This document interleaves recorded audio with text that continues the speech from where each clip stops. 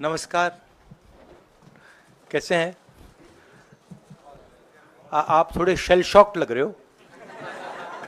ये कांग्रेस पार्टी ने क्या कर दिया, कैसे कर दिया? हाँ, अच्छा एसी के कारण है ये। अच्छा अच्छा, ज्यादा लोग आ गए। Okay okay. नहीं देखिए, आज हम बड़ी इंपॉर्टेंट चीज के बारे में आपको कहना चाहते हैं।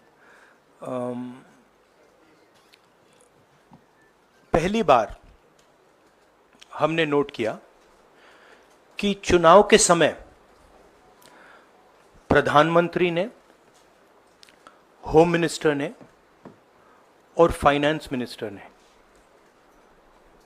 स्टॉक मार्केट पर टिप्पणी दी। प्रधानमंत्री ने 2-3 बार, 4 बार देश को कहा कि स्टॉक मार्केट तेजी से आगे बढ़ने जा रही है। होम मिनिस्टर ने सीधा कहा कि 4 जून को स्टॉक मार्केट आसमान में जाएगी, लोगों को खरीदना चाहिए। और यही मैसेज फाइनेंस मिनिस्टर ने दिया। फर्स्ट, ये आज थोड़ा हम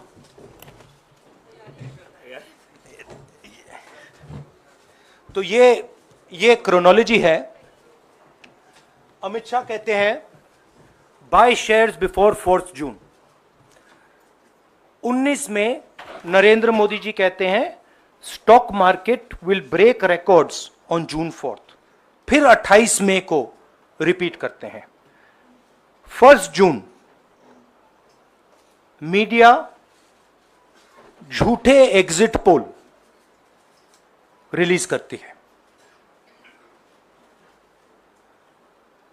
बीजेपी का ऑफिशियल जो इंटरनल सर्वे था वो उनको 220 सीट दे रहा था। तो ये इंफॉर्मेशन बीजेपी के लीडर्स के पास था। इंटेलिजेंस एजेंसीज ने 200 और 220 के बीच में सरकार को बताया था कि उनकी सीट्स आ रही हैं। 3 जून को स्टॉक मार्केट सारे रिकॉर्ड तोड़ देता है और 4 जून को खटाक से स्टॉक मार्केट अंडरग्राउंड चला जाता है। अगला स्लाइड दिखाइए जरा। ये देखिए, 31 मई massive stock activity, more than double what was there on 30th, more than double what was there on 29, 28। ये अनोमली देखिए। ये कौन लोग हैं?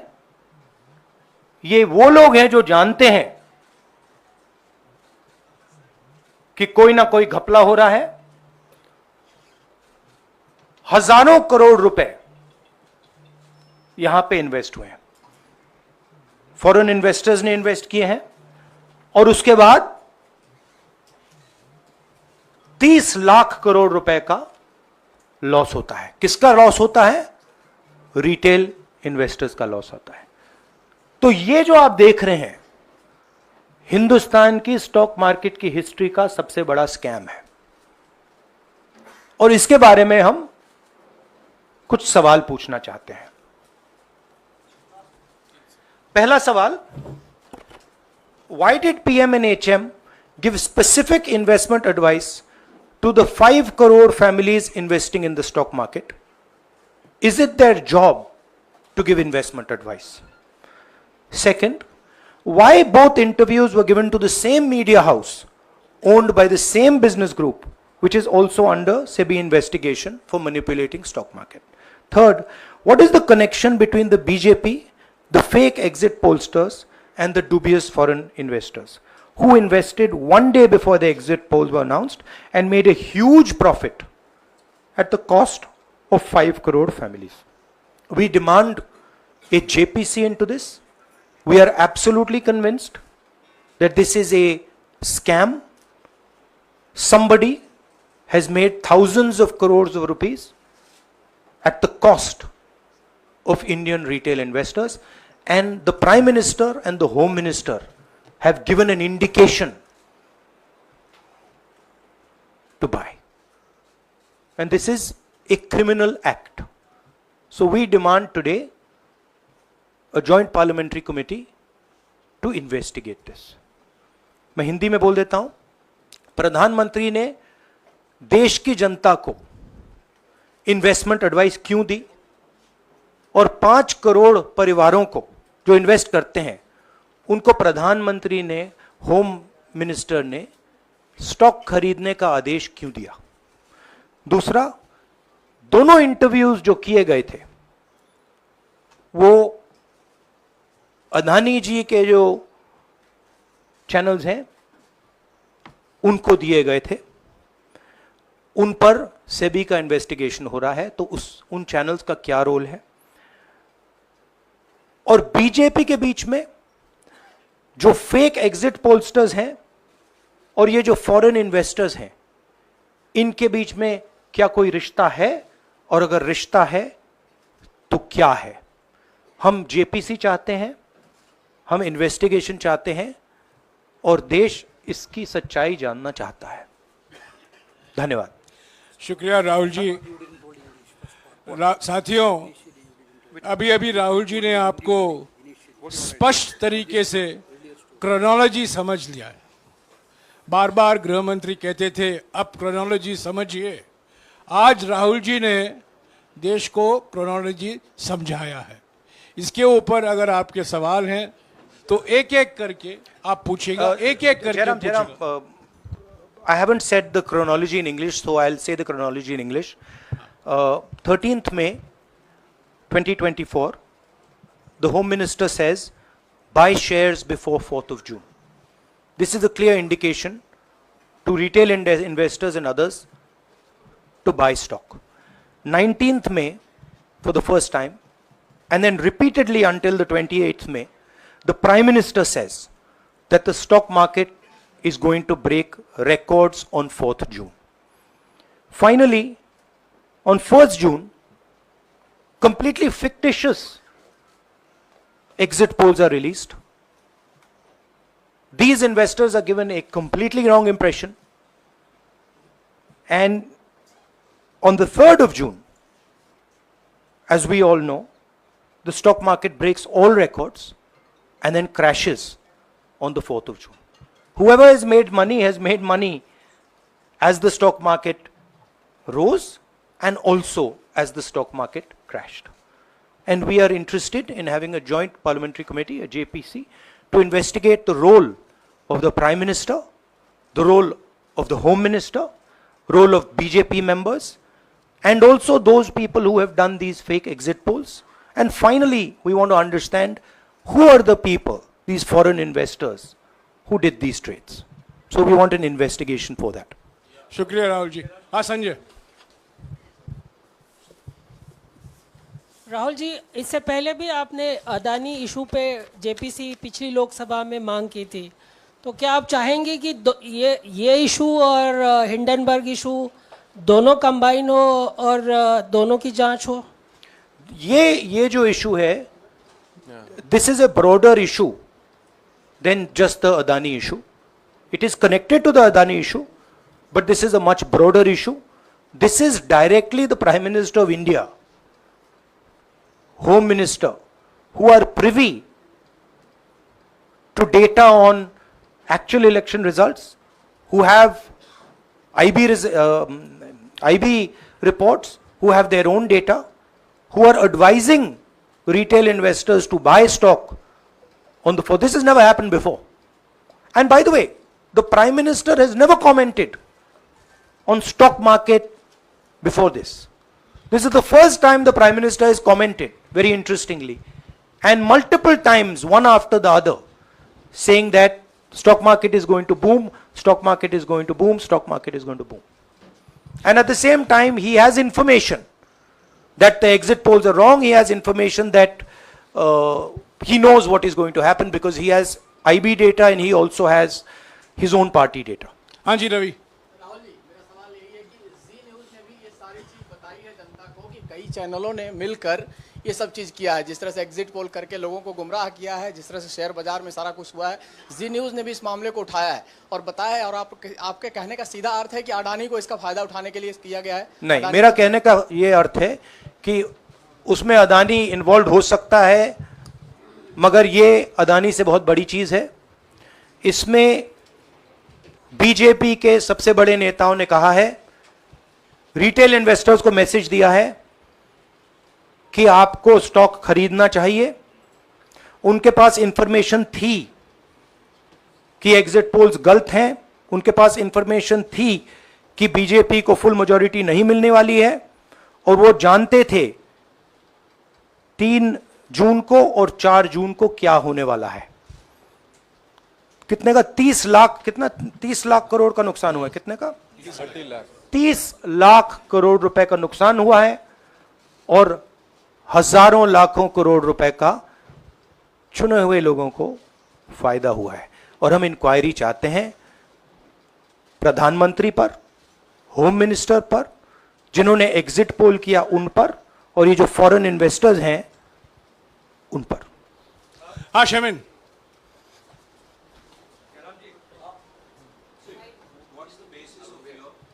बहुत दूर है।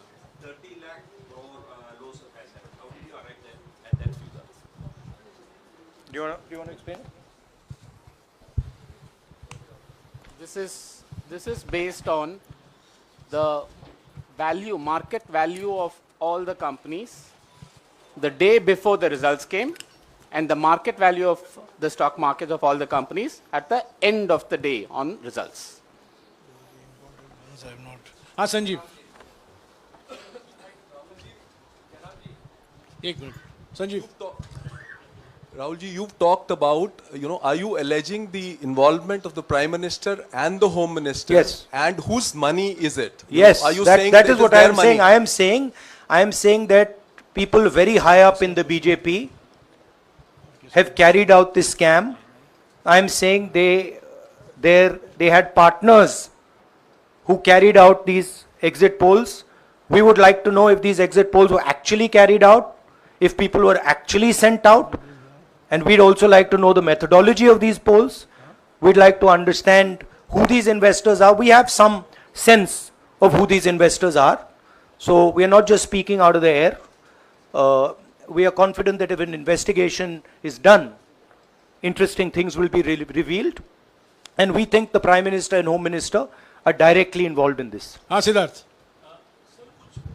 कंपनीज की भी आपको लगता है जांच होनी चाहिए जिनके शेयर बहुत अप गए, जिनके सबसे ज्यादा शेयर खरीदे गए और जिनके शेयर उसके बाद में बेचे भी गए, तो उन कंपनीज का भी को भी इस दायरे में आना चाहिए, आपको लगता है? हमारा कहना है कि यहाँ पे बड़ा क्लियर है कि स्कैम हुआ है। प्रधानमंत्री ने डायरेक्टली कहा है, होम मिनिस्टर ने डायरेक्टली कहा है, इंडिकेट किया है जनता को कि स्टॉक मार्केट ऊपर जाएगी। होम मिनिस्टर ने तो साफ कह दिया कि खरीदना चाहिए। और जब प्राइम मिनिस्टर और होम मिनिस्टर और फाइनेंस मिनिस्टर ऐसी बात करते हैं तो उसका रिएक्शन आता है, लोग उसको बिलीव करते हैं। तो बिल्कुल क्लियर है कि इन 3 लोगों ने कहा है। यह भी क्लियर है कि इनको मालूम था कि रिजल्ट 400 का नहीं है, 300 का भी नहीं है। तो ये हम पता लगाना चाहते हैं, उसमें आप जो कह रहे हो वो भी शामिल है। राहुल जी, ब्रह्म प्रकाश दुबे, इंडिया डेली लाइफ से। मेरा सवाल यह है कि जो आपने बताया है इतना बड़ा स्कैम है, पहले भी आपने कई मामले उठाए हैं, जेपीसी की मांग पहले नहीं मांगी गई है, तो क्या आपने कहा ये आपराधिक मामला है, क्या कोर्ट में जाएंगे या पुलिस में शिकायत दर्ज करेंगे? क्योंकि आप कह रहे हैं बहुत बड़ा घोटाला है ये। नहीं भैया, मैंने अभी आपको बोला हम जेपीसी डिमांड कर रहे हैं, इन्वेस्टिगेशन डिमांड अगर नहीं मांगते तो पुलिस में, कोर्ट में जाएंगे? जो भी करना है करेंगे, बट हम आपको ये इंफॉर्मेशन दे रहे हैं कि ये जो हुआ है ये नॉर्मल चीज नहीं है। इसमें प्रधानमंत्री ने इंडिकेशन दिया है, होम मिनिस्टर ने इंडिकेशन दिया है, फाइनेंस मिनिस्टर ने इंडिकेशन दिया है, अदानी जी के चैनल्स के थ्रू इंटरव्यूज किए हैं, और फाइनली लोगों ने इन्वेस्ट किया है, लोगों ने फाइनेंशियल एक्शन लिया है, कंपनीज ने शेयर खरीदे हैं। इसी विषय पर, इसी एक मिनट, इसी विषय पर इस स्टॉक मार्केट घोटाले पर ही हम सवाल ले रहे हैं। मौसमी, इसी विषय पर कीजिएगा बस। एक मिनट, आ रहा हूं यार, एक मिनट, राहुल जी, एक करके आ रहा हूं यार। राहुल जी, हम लोग ने पहले भी देखा है कि आप लोग ने कई बारी जब सेशन होता है तो सत्ता पक्ष और विपक्ष आमने सामने होता है, जेपीसी की मांग होती है और सेशन पे सेशन वॉश आउट हो जाते हैं और जनता का पैसा वेस्ट होता है। तो क्या आपको ये तो लगता है बीजेपी की लाइन है। तो क्या नहीं, मतलब जनता का पैसा के सेशन वाटर आप ऐसी टी शर्ट ले लो ना एक, मुझे मैं आपको टी-शर्ट दे लेने दूंगा, की जरूरत नहीं है। उनका उनका वो सिंबल दे दूंगा आपको, ये राहुल उनकी जी, लाइन है। सवाल आपको पसंद नहीं आए वो अलग बात है, पर आपको किसी नहीं, के सवाल पर मुझे इस तरह बहुत से पसंद आ रहा है। इस तरह से उंगली उठाने की जरूरत नहीं। आप चेक बहुत अच्छा लग रहा है, बोलिए। बीजेपी का बैच पहनने की आप जरूरत सवाल नहीं। पूछे ना, सवाल नहीं, आपको भी जयराम साहब ये बोलना नहीं, चाहिए, सवाल गलत पूछे, बात है। सवाल पूछे। मेरा बस ये सवाल था कि जेपीसी की मांग पे कई बारी कामकाज ठप हो जाता है, तो क्या आपको लगता है कोई और भी राह आप लोग सड़क की राह इख्तियार कर सकते हैं, क्योंकि ये आम आदमी का पैसा है। हम जनता को एक रियलिटी बता रहे हैं कि यहाँ पे क्लियरली एक स्कैम हुआ है। यहाँ पे प्राइम मिनिस्टर ने इंडिकेट किया है, यहाँ पे होम मिनिस्टर ने इंडिकेट किया है, यहाँ पे फाइनेंस मिनिस्टर ने इंडिकेट किया है। नॉर्मली बीजेपी की ये पोजीशन होती है कि जब भी हम कोई मुद्दा उठाते हैं तो हम पार्लियामेंट का टाइम वेस्ट कर रहे हैं। वही पोजीशन आपने अपनाई है, इसीलिए मैंने आपसे कहा कि देखिए आप बीजेपी की पोजीशन ले रही हैं। रियलिटी, एक सेकंड, रियलिटी ये है कि हम जेपीसी करवाएंगे। अब ऑपोजिशन में बहुत ज्यादा ताकत है, बहुत ज्यादा स्ट्रेंथ है और पूरा जो पार्लियामेंट की सिचुएशन है वो बदल गई है। हाँ जैनेंद्र, जेपीसी की मांग जो आपने की है वो तो पार्लियामेंट सेशन में होगी, लेकिन ये जो आम निवेशक हैं देश भर के जिनका 30 लाख करोड़ डूबा है, उनमें कर्नाटक के, तेलंगाना के, हिमाचल के भी लोग होंगे। तीनों राज्यों में आपकी सरकार है, क्या राज्य की जो जांच एजेंसी है उसके जरिए आप जो उन राज्यों के निवेशकों का कम से कम पैसा डूबा है, ये जो आप पूरे नेक्सस की बात आप कर रहे हैं, गुमराह करने की बात कर रहे हैं, क्या वहां से कोई इसके बारे में कार्रवाई की हम उम्मीद कर सोचा सकते जा हैं? सकता है, सोचा जा सकता है, बट ऐसी चीज के लिए शायद जेपीसी सही औजार होगा। हाँ Ranjita, last question, Ranjita, okay, Mohit is asked, Ranjita यार आप पूछते रहे। मोहित चलो। आपको ऐसे सर मैं इज अपसेटिंग मी। सर मैं मोहित आपने चमत्कार किया, पूछ लीजिए। सर मैं मोहित हूँ न्यूज नेशन से। नहीं, जानता हूँ। सर लगातार पिछले घोटालों में भी आपने जेपीसी की बात की थी, आपने हर जांच की बात की और ये एक बड़ा घोटाला सामने आया, इसमें भी आप जेपीसी की मांग कर रहे हैं। कितनी उम्मीद है कि लोग जेपीसी की ये लागू करेंगे? आपको क्या लगता है कि ये जेपीसी लागू करने वाले, अगर नहीं करेंगे फिर क्या करेंगे आप लोग? नहीं, हम प्रेशर लगाएंगे, डालेंगे, बट मुझे लगता है कि जो पहले राजनीतिक सिचुएशन थी, जिस इम्प्यूनिटी के साथ प्रधानमंत्री पहले काम करते थे, मुझे लगता है वो अब खत्म हो गया है, तो दूसरा नतीजा आएगा। राहुल जी, ये आखिरी है क्या और दो लेंगे? ये आखिरी है, आखिरी नहीं, आखिरी हो गया, इन्होंने कह दिया आखिरी। ओके रंजीता।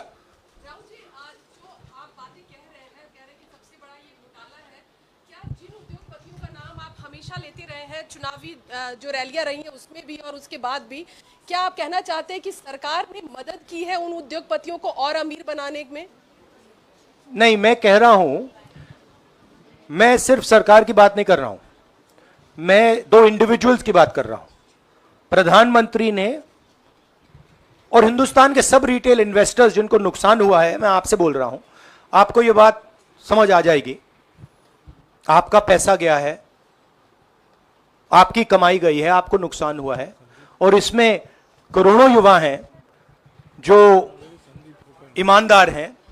तो नरेंद्र मोदी जी ने, अमित शाह जी ने आपको मैसेज दिया कि 4 तारीख को स्टॉक मार्केट आसमान छुएगी, और आपने उन पर भरोसा किया।